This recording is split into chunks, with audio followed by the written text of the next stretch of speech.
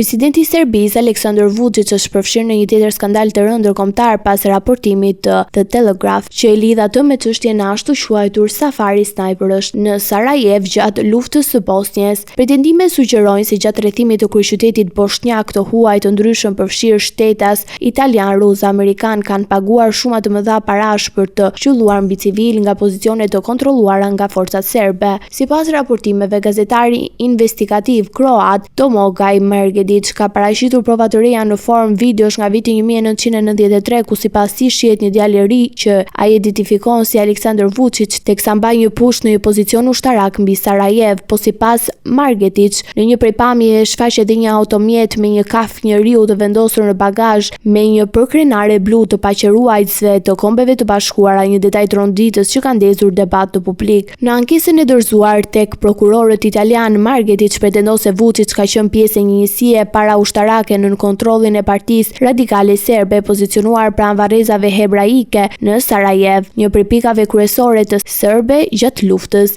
Sipas tij, ky pozicion e përdor jo vetëm për veprime ushtarake, por edhe si hapësirë ku të huaj të ndryshëm lejohen të paguanin për të qelluar ndaj civilëve, në atë që është cilësuar si një nga aktet më të njerëzore të rrethimit. Raporti i The Telegraph thekson se gjatë rrethimit të Sarajevës, më shumë se 10.000 civil u vranë, ndërsa pretendohet se një pjesë e viktimave kanë rënë nga të shtënat e snajperistëve të paguar. Akuzat kanë shkaktuar reagime të forta në opinionin publik ndërkombëtar, duke rikthyer në qendër të debatit çështjet e pabërgjegjësisë të trajtimit të krimeve të luftës. Presidenti Vučić nga ana tjetër ka mohuar me forcë çdo lidhje me këto pretendime, duke i cilësuar ato si fabrikime politike dhe përpjekje për të njollosur imazhin e tij. Ndërkohë, prokuroria italiane ka nisur procedurën fillestare dhe verifikimin e materialeve të paraqitura, duke hapur një kapitull të ri hetimor për një nga episodet më të errta të viteve 90 në Ballkan.